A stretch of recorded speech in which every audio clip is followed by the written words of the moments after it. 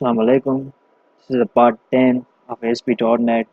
In this session, we will learn the drop-down list controls in ASP, and the usage of drop-down list and the properties.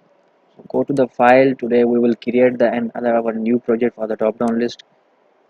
Click on the project ASP.NET. Give it a meaningful name. Drop-down list. Okay.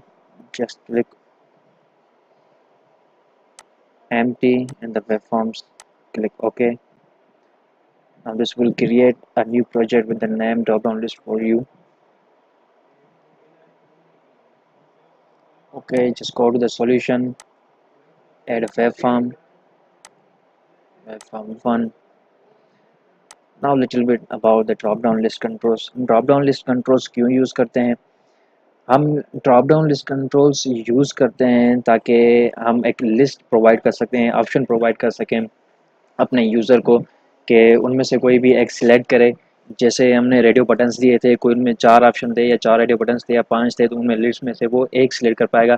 लेकिन आप radio button list दे सकते हैं, लेकिन उनमें एक बात है कि वो जो स्पेस कंज्यूमिंग है। अगर आपके ऑप्शंस जो हैं वो 15 या 20 ऑप्शंस हैं, तो आपको 15 या 20 अपने फॉर्म में अपने पेज पे रेडियो बटन्स लगाने होंगे। उससे बेहतर है कि आप एक ही ड्रॉप डाउन लिस्ट लगाएं और जो पूरे उसमें ऑप्शंस हैं लिस्ट होंगे वो कंबाइंड होंगे, स्क्वीज्ड होंगे।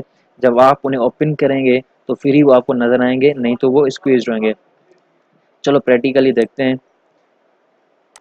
From the tool box just select from upper side, this one is the drop down list control. Now come to the design, ये आपका drop down list control और आपका ड्रॉप डाउन लिस्ट कंट्रोल जो है ये select list item एक control है, property है। हम लिस्ट आइटम का इंशाल्लाह in our next sessions we will deeply define them. Just go to the property. इस प्रॉपर्टीज में आप ड्रॉप डाउन का जस्ट यहाँ पे आइटम्स, यहाँ पे आइटम्स कलेक्शन पे just you have to click and add the items. आपको जो भी इसमें ऑप्शंस आपको लिस्ट ऐड करनी है वो यहाँ से आप प्रॉपर्टीज में जाके आइटम से जाके ऐड करेंगे।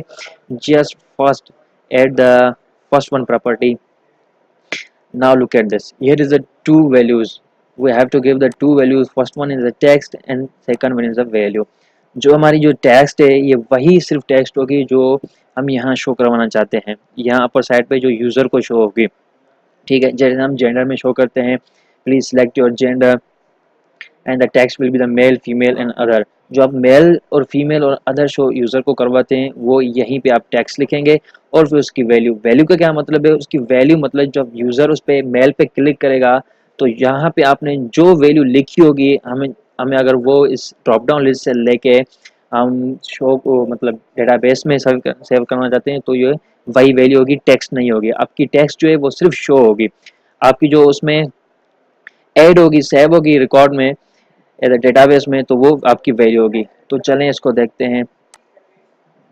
Select first one is male, मैं इसकी टेक्स्ट और वैल्यू सेम ही रखूँगा। दूसरा ऐड करेंगे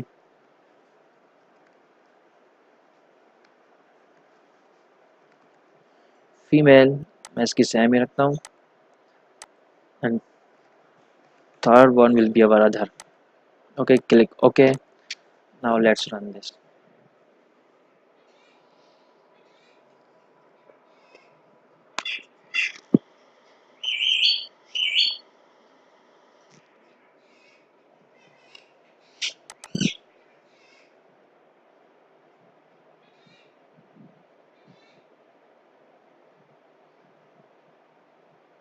this is the first time it's initialising this one.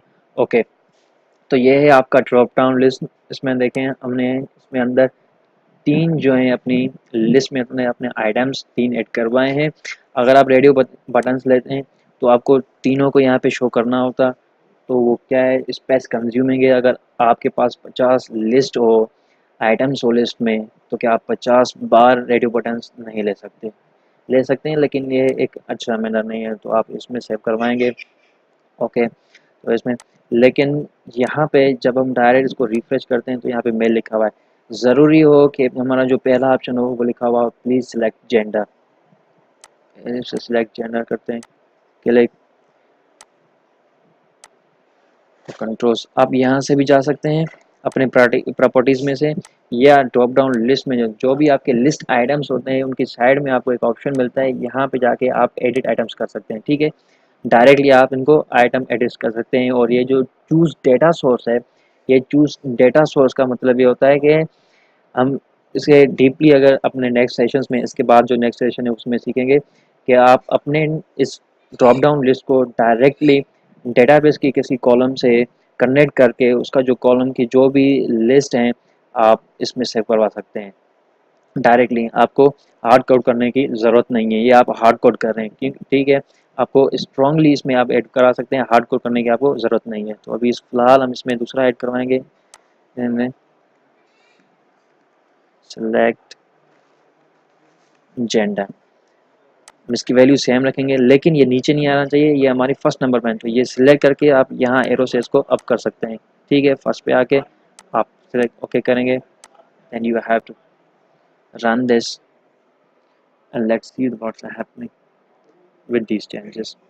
Okay, उन चेंजेस के बाद पहले जो हमें शो हो रहा है वो शो हो रहा है हमें select gender, then drop down this and select male, female or other according to your choice. Okay, and just see their properties, the properties देखते हैं, just first select and go to the properties. इसकी properties normally just you can set back color, CSS colors, font 4 color। आपके font 4 color जो है वो किस color के होने चाहिए, it's like I'm setting the green। okay, just look at here, हमारे जो 4 color हैं वो green हो चुके हैं। इसमें properties you can set and about these properties, auto prospect property, cause with validation, इंशाल्लाह और टूल टिप हम सीख चुके हैं। इन दोनों प्रॉपर्टीज़ के बारे में हम नेक्स्ट सेशंस में हम डीपली सीखेंगे, के बारे में हम बात करेंगे। आज के लिए सिर्फ इतना ही। आज के have a nice day, thank you so much. And please अगर अभी तक आपने मेरा चैनल जो है सब्सक्राइब नहीं किया तो सब्सक्राइब कर लें, और please share this with your friends who want to learn ASP.NET। I hope so it will be a very good and knowledgeable for you. Allah Hafiz. Thank you so much.